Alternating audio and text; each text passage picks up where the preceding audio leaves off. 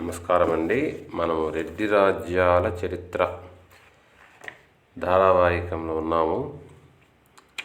మొదటి భాగం సోమశేఖర్ శర్మ దాన్ని రాసినటువంటి ఆంగ్లంలో రాసినటువంటి సోమశేఖర్ శర్మ గురించి మాట్లాడుకున్నాము. రెండవ భాగంలో మా మాట ప్రకాశకులు చెప్పినట్టు దాన్ని గురించి మాట్లాడుకున్నాము.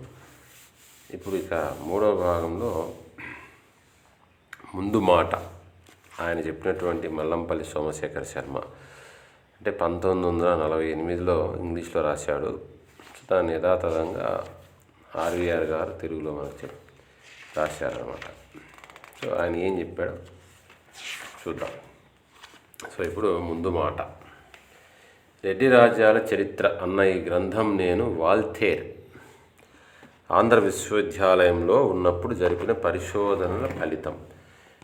నేను ఇంతకు ముందే ప్రకటించిన a forgotten chapter of Andhra history అన్న గ్రంథానికి తరువాయి గ్రంథం ఇది. 3 రెడ్డి రాజ్యాల చరిత్ర ఇది. చాలామందికి 2 గురించే తెలుసు, చాలామందికి 1 గురించి తెలుసు, కొందరికి 2 కూడా తెలిసి ఉంటాయి. కానీ 3 అనేది చాలా తక్కువ మంది తెలిసి ఉంటుంది. అవి కొండవీడు, రాజమహేంద్రవరం, కందుకూరు రాజ్యాలు. ఇవి విశాఖ జిల్లా సింహాచలం నుంచి నెల్లూరు జిల్లా కందుకూరు దాకా ఉన్న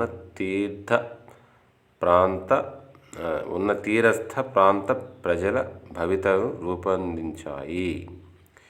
క్రీస్తు శకం 1925 నుంచి క్రీస్తు శకం 1948 దాకా దాదాపు శతాబ్ద కాలపు చరిత్రను నిర్మించాయి.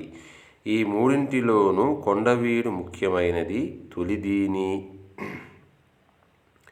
మిగిలిన 2 దాని శాఖలు. కొండవీడు రెడ్డిరాజుల రేకపల్లి, వరంగల్ ఏలికలైన ముసునూరి ప్రభువుల సామంతులుగా శ్రీకారం చుట్టేరు. త్వరలోనే స్వతంత్రులయ్యేరు. కాకతీయానంతర కాలంలో హిందూ పునరుద్ధరణ సమయంలో కీలకమైన పాత్ర పోషించారు. కొండవీడు చరిత్ర బాగా నలిగిన దారిలోనే ఉంది. భిన్న కోణాల నుంచి చాలామంది పండితులు దీని గురించి పరిశోధించారు. గుంటూరు జిల్లాకి చెందిన శ్రీమాన్ బుక్కపట్టం రాఘవాచార్యులు ఆంధ్రప్రదేశ్లో తొలి చరిత్రకారుడు. ఆయన సంస్కృతాంధ్ర భాషల్లో నిష్ణాతుడు. ఆయన కొంతకాలం పాటు గుంటూరు తాలూకాలో మొదటి శ్రేణి రెవెన్యూ ఇన్స్పెక్టర్గా ఉన్నారు. తర్వాత డిప్యూటీ తహసీల్దార్ అయ్యారు. మద్రాస్ ప్రెసిడెన్సీ కౌన్సిల్ సభ్యులైన శ్రీ కీర్తిశేష గౌరవనీయులైన డిఎస్ కార్ మైఖేల్ ఆదేశం మేరకు ఆయన 19వ శతాబ్దం ఆఖరి పాదంలో ఆంధ్రదేశ చరిత్రను రాశారు. ఆ పుస్తకం పేరు తెలుగుదేశ చరిత్ర. తామ్రపత్రాలు, శిలాశాసనాలు, తెలుగు సాహిత్యం ఆధారం చేసుకుని ఆయన దాన్ని రాశారు. విజయనగర రాజ్యం చివరిదాకా ఈ చరిత్ర గ్రంథం ఇంకా వెలుగు చూడలేదు. విజయనగర రాజ్యం చివరిదాకా ఉన్న ఈ చరిత్ర ఇంకా వెలుగు చూడలేదు. ఇది మద్రాస్ ప్రాచ్యలిఖిత గ్రంథంలో ఉంది, ప్రాచ్యలిఖిత గ్రంథాలయంలో ఉంది. ఈ గ్రంథంలో కొండవీడు రెడ్ల చరిత్ర ఒక చిన్న అధ్యాయంగా మాత్రమే ఉంది. రెడ్ల చరిత్ర గురించి తెలుగులో ఇంకా కొన్ని చిన్న గ్రంథాలు ఉన్నాయి. వాటిలో ముఖ్యంగా చెప్పుకోవాల్సింది కొండవీటి సీమరాజ్యము. రచయిత శ్రీ మద్దులపల్లి గురుబ్రహ్మ శర్మ. ఆయన కొండవీడు కైఫియత్ అంటే కొండవీడు దండి కవిలై ఆధారంగా దాన్ని రాశారు. అంటే అది పోయం. ఓకే, తెలుగు సాహిత్యాన్ని ఆధారంగా చేసుకున్నారనుకోండి. అసలు చెప్పుకోదగ్గ తీరులో రెడ్డి ప్రభువుల చరిత్రను రాసిన వారు స్వర్గీయ చిలుకూరి వీరభద్రరావు. ఆంధ్రుల చరిత్ర సంపుటాల్లో ఇది 3వ భాగం. ఈ సంపుటిలో రాజుకొండ, దేవరకొండ, పద్మనాయక వెలమ చరిత్ర, కోరుకొండ నాయక చరిత్రలతో పాటు విజయనగర రాజ్య తొలి వంశ చరిత్ర కూడా ఉంది. ఈ రకంగా శ్రీ వీరభద్రరావు రెడ్డిరాజుల చరిత్రకు సంబంధించిన చట్రాన్ని తయారు చేసి పెట్టారని చెప్పాలి. దీనిలోని వివరణాత్మక విశేషాల్ని గురించి ఇంకా కృషి చేయాల్సి ఉంది. ఇదిగాక అనేక పత్రికల్లో అడపాదడపా ఈ అంశం గురించి వ్యాసాలు రాసిన వాళ్ళు ఉన్నారు. వాటిలో ముఖ్యమైన వాటి గురించి ప్రస్తావించుకుంటే చాలు. 1. డాక్టర్ నెలటూరి వెంకటరమణయ్య రాసింది. ఆయన మద్రాస్ యూనివర్సిటీ ఆర్కియాలజీ శాఖలో రీడర్గా పనిచేసి రిటైర్ అయ్యారు. శ్రీ చిలుకూరి వీరభద్రరావు తర్వాత రెడ్ల చరిత్ర గురించి ఇంత నిశితంగా అధ్యయనం చేసిన వారు లేరు. తెలుగు కావ్యం వెలుగోటి వారి వంశావళికి ఆయన సంపాదకత్వం వహించారు. ఆ సందర్భంలో విజయనగర చరిత్రను అధ్యయనం చేశారు. అలాగే ఎపిగ్రాఫియా ఇండికా కోసం అన్నదేవన చోడిని రాజమండ్రి మ్యూజియం ప్లేట్లకి సంపాదకత్వ బాధ్యతలు నిర్వహించారు. ఆ సమయంలో రెడ్డి చరిత్ర గురించి కూలంకుషంగా అధ్యయనం చేయవలసి వచ్చింది. దాని ఫలితంగానే రెడ్లు విజయనగర రాయలు అన్న వ్యాసం, వెలుగోటి వారి వంశావళి ముందు మాట, అన్నదేవ చోడుని రాజమండ్రి మ్యూజియం ప్లేట్లు అన్న వ్యాసం వచ్చాయి. రెడ్ల చరిత్ర రాయడంలో ఎదురయ్యే అనేక సమస్యల్ని ఆయన గుర్తించారు. త్రికరణశుద్ధిగా వాటిని పరిశీలించారు. రాజమండ్రి మ్యూజియం ప్లేట్ల మీద ఆయన రాసిన పత్రం ఎంతో విలువైంది. అయితే ఆయన రాసిందంతా రెడ్డి రాజుల చరిత్ర అన్న దృష్టి నుంచి రాసింది కాదు, వేరే కోణాల నుంచి రాసింది. ఆ కారణంగా ఈ విషయం గురించి కొత్తగా అధ్యయనం చేయడానికి అవసరం ఉంది. శ్రీ కెవి లక్ష్మణరావు, శ్రీ వడ్డాది అప్పారావు లాంటి మరికొందరు కూడా కొండవీడు రెడ్లు రాజకీయ చరిత్ర గురించి విపులీకరించడానికి కృషి చేశారు. వడ్డాది అప్పారావు సంపాదకత్వం వహించిన Rajahmundry Andhra historical research society వారి రెడ్డి సంచిక ఈ గ్రంథం అచ్చు అవుతూ ఉండగా వెలువడింది. ఆ కాలం గురించి నేను చేసిన అధ్యయనంలో ఈ సంచికను వాడుకోలేకపోయాను. ఇక రెడ్డి రాజుల కాలం నాటి సంస్కృత తెలుగు సాహిత్యాల గురించి చెప్పుకోవాలంటే శ్రీ వేటూరి ప్రభాకర శాస్త్రి గారి కృషి ఉంది. ఆయన శృంగార శ్రీనాథుని జీవిత చరిత్ర, ఇది మహత్తర కృషి. ప్రామాణిక తెలుగు కవులకు సంబంధించిన జీవిత చరిత్రల్లో అత్యుత్తమమైనది. నిజానికి శ్రీ వేటూరి ప్రభాకర శాస్త్రి, శ్రీ మానపల్లి రామకృష్ణ కవి ఎంఏ ఇద్దరు ఉద్దండ పండితులు. వాళ్ళు ప్రశంసనీయమైన ఉత్సాహంతో, నిర్విరామ కృషితో Madras government oriental manuscript library కోసం ఎన్నో విస్తృత కృతుల్ని పరిశోధించి ప్రకటించి తెలుగు సంస్కృత సాహిత్యాలకు అమూల్యమైన సేవ చేశారు. అనేక విషయాల మీద వ్యాసాలు రాశారు. శ్రీ ప్రభాకర శాస్త్రి మహోదయులు తమ శృంగార శ్రీనాథంలో కొండవీడు రెడ్డి ఆస్థానంలో వెలువడిన సాహిత్యం గురించి, మరీ ముఖ్యంగా పెదకోమటి వేమ శ్రీనాథుల సాహిత్యం గురించి మాత్రమే కాక రాజుకొండ రేచర్ల ప్రభువుల సాహిత్య కృషి గురించి, ముఖ్యంగా సింగభూపాలుని కృషి గురించి విపులంగా రాశారు. అలాగే శ్రీ బండారు తమ్మయ్య, శ్రీ కందుకూరి ఈశ్వరదత్తు బిఏ గారలు కూడా శ్రీనాథుని గురించి ప్రత్యేక అధ్యయనాలు చేసి తెలుగు పత్రికలలో అమూల్యమైన వ్యాసాలు రాశారు. కీర్తిశేష చిలుకూరి వీరభద్రరావు మహోపాధ్యాయ, శ్రీ వేదం వెంకటరాయ శాస్త్రి శ్రీనాథ సాహిత్యాన్ని సుసంపన్నం చేశారు.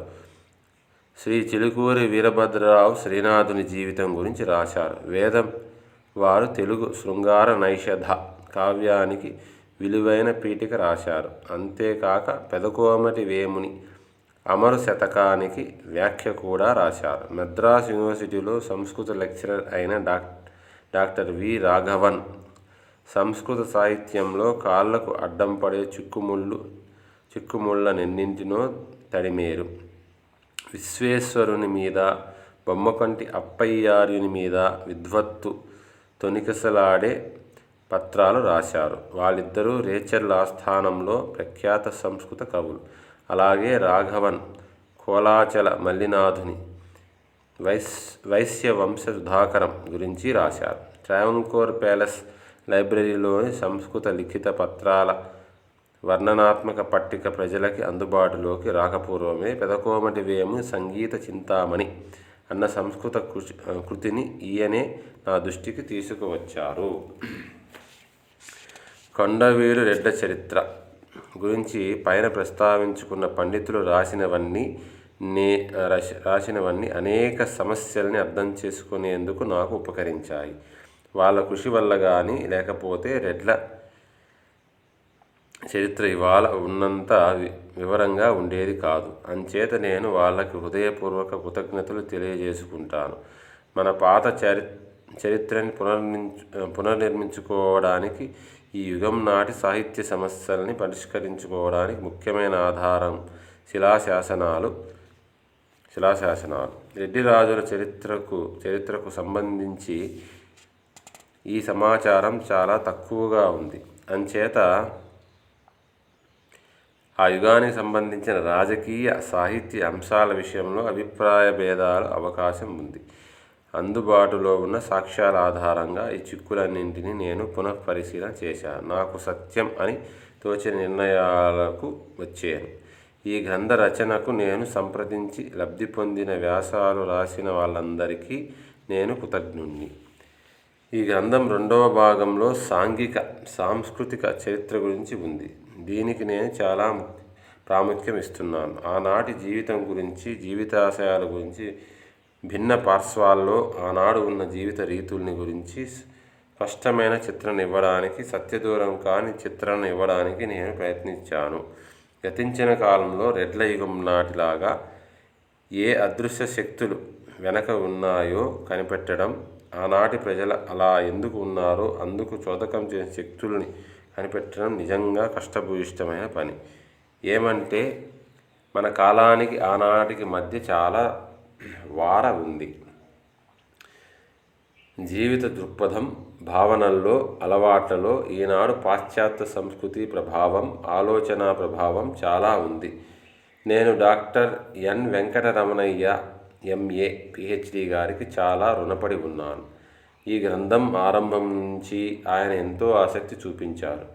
వైశ్యవంశ సుధాకరం అన్న రాతప్రతిని తన లైబ్రరీని నా చేతిలో ఉంచారు.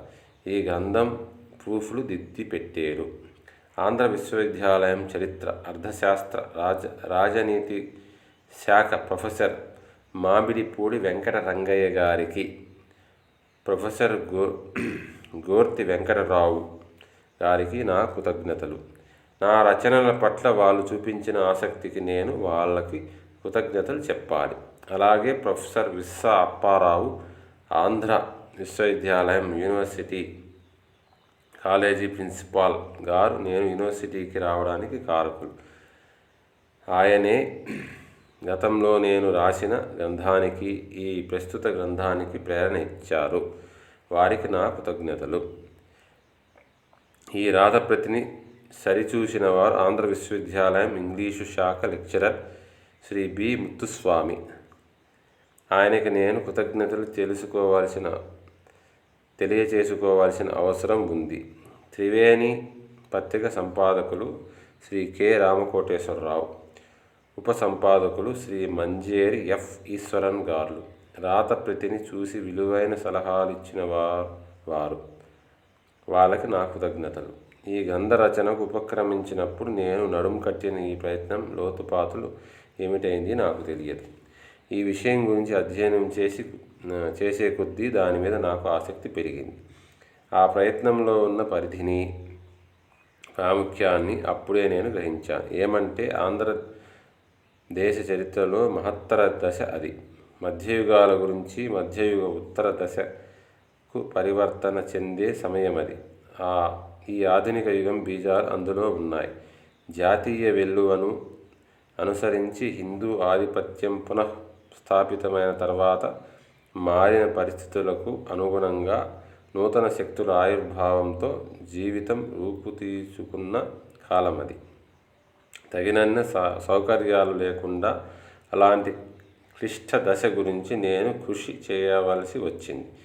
ఆ సందర్భంలో శ్రీ కె.ఏ. నీలకంఠ శాస్త్రి, మద్రాస్ విశ్వవిద్యాలయం ఇండియన్ హిస్టరీ ఆర్కియాలజీ శాఖ ప్రొఫెసర్, ప్రస్తుతం రిటైర్డ్ గారికి, డాక్టర్ వి ఎస్ కృష్ణ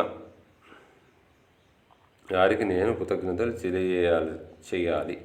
వీరి సహకారం లేనట్లయితే నేను ఈ గ్రంథాన్ని ఈ రూపంలో ప్రజలకు అందించలేకపోయి ఉండేవాడిని. తమ శాఖ లైబ్రరీని వాడుకునేందుకు అనుమతి ఇచ్చారు నీలకంఠ శాస్త్రి గారు. ఏ సాయం అడిగినా అందించారు.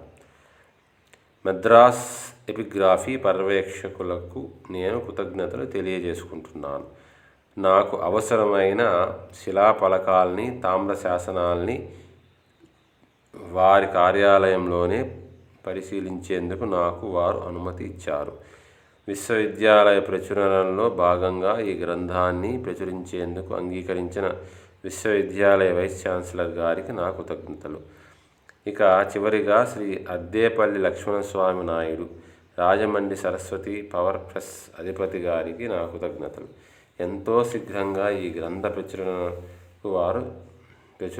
వారు జరిపించారు.